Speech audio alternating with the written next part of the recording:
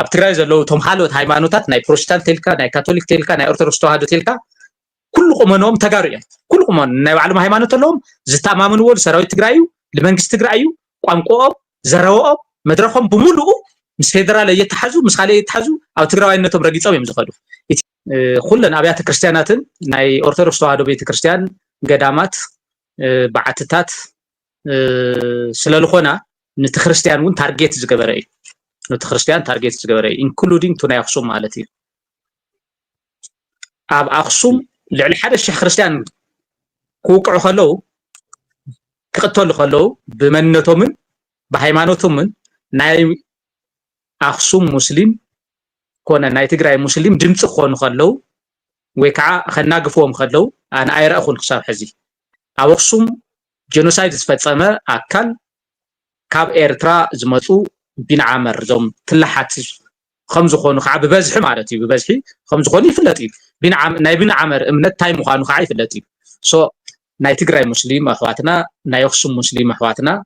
ድምፂ ኮይኖም ዶ ዝብል ለህዝቢ ትግራይ ክገድፈ ዝገርመካ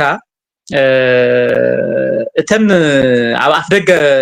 ሃይ ስኩል ኣብ ትግራይ ዲ ኣክሱም ዲ ካሊ ንጹር ብዘይኮነ ዝረያ ካብ 15 ይበዝሓ እንተን ሙስሊም ኣሕዋትና ማለት እዩ ክሳብ ሕዚ መሃራ ነይረን ይመሃራ ከም ዝነበራ እውን ኣነ ሓበሬታ ኣለኒ ኣብዚ ሕዚ ሰዓት ግን መን እዩ ከይትመሃራ ኢልዎን ዝብል ግልጽ ኣይኮነን ምክንያቱ እቲ ቤት ትምህርቲ ከይትመሃራ ኢልና ኢና ኢሉውን መግለፂ ይሃበን ካብ ድሕሪ ሕዚ ኒቃብን ሕጃብን ጌርክን ናብ ቤት ትምህርቲ ከይተኣትያ ልብል ማስታወቂያ እውን ፖስት ይገበረና ይጠቅዕን ቱ ቤት ትምህርቲ ስለዚ ኣብዚ ኩነታት እዚ ክንደየና ሓቀነት ኣለዎ ልምታይ ከይህዝ ተገይሩ ዝብል ሕቶ ክተልዕል ትግደድ ዩሲ ክንደይ ኣብ ትግራይ ልዕሊ 1 ሚልዮን ህዝቢ ጀኖሳይድ ተጨፍጭፊ ክበሃል ከሎ ኣብ ትግራይ ዘሎ ሃይማኖት ዶሚናንስ ዝኾነ ሃይማኖት ኦርቶዶክስ ተዋህዶ ክርስትና ምዃኑ ይፍለጥ እዩ ሶ 1 ሚልዮን ህዝቢ ተጨፍጭፎ ኣሎ ጀኖሳይድ ተፈፂምዎ ኣሎ ክበሃል ከሎ ከዓ ኣየናይ ሃይማኖት ምዃኑ ግልጽ እዩ እቲ ዝተኣማመን ኣብ ትግራዋይነቱ ኣብ ህዝቢ ትግራይ ኣብ ናይ ትግራይ ሕገ መንግስቲ ኣብ ናይ ህዝቢ ትግራይ ልዕልና ዘይኮነ ኣብ ናይ ኢትዮጵያውያን ሙስሊማትን ኣብ ናይ ዓለም ማሕበረሰብ ሙስሊማትን ተገን ገይሩ እዩ ዝንቀሳቀስ ዝተኣማመን እውን ብኦም እዩ ዝተኣማመን እውን ማለት እዩ ኣብ ትግራይ ዘለው ቶም ሓልኦት ሃይማኖታት ናይ ፕሮቴስታንት ተልካ ናይ ካቶሊክ ተልካ ናይ ኦርቶዶክስ ተዋህዶ ተልካ ኩሉ ቁመኖም ተጋሩ እዮም ኩሉ ቁመኖ ናይ ባዕሎም ሃይማኖት ኣለዎም ዝተኣማምንዎ ሰራዊት ትግራይ እዩ ለመንግስቲ ትግራይ እዩ ቋንቋኦም ዘረወኦም መድረኾም ብሙሉኡ ምስ ፌደራል እየተሓዙ ምስ ካልእ እየተሓዙ ኣብ ትግራዋይነቶም ረጊፆም እዮም ዝኸዱ እቲ ብስሩ እውን ኣነ ክነግረካ ኣብ ትግራይ ኣብ ብሄር ኣብ ናይ ትግራይ ብሄርተኝነት እውን ዝግደሰ ይመስለን ኣብ ናይ ትግራይ ብሄርተኝነት እውን ዝግደሰ ይመስለን ብትግርኛ እውን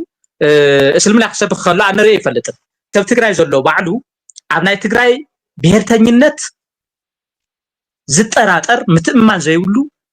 ከም ጋሻን መኸታን ገይሩ ዝቆፅር ከዓ ናይ ኢትዮጵያዊነትን ናይ መጅሊስን ገይሩ ዝኸይድ ማለት እዩ ናይ ትግራይ ክብርታትን ኣብ ናይ ትግራዋይነትን እምነት የብሉን እዚ ሕጃብ ይገበራን 15 ተምሃሮ ኢልካ መዘራረብ ዝገበርዎ ንምንታይ እዩ ትግራይ ኣብ ዝሃለዎ ሃልዩ ክነቅሕ ኣለዎ ኣብ ትግራይ ዝግበር ዘሎ ናይ ፖለቲካ ሕብርታት ዝተፈላለዩ እዮም ሃይማኖታዊ ትሕዝቶ እውን ክህልዎ ይግበር እዩ ዘሎ እዚ ብቀጥታ ካብ 4 ኪሎ ተላዒሉ ካብ ኢትዮጵያ ተላዒሉ ኣብ ትግራይ ዝግበር ዘሎ ናይ ፖለቲካ ተልእኾ ምዃኑ ህዝቢ ትግራይ ይፈልጥ ኣለዎ ምንም ዓይነት ሃይማኖታዊ ትሕዝቶ እውን የብሉን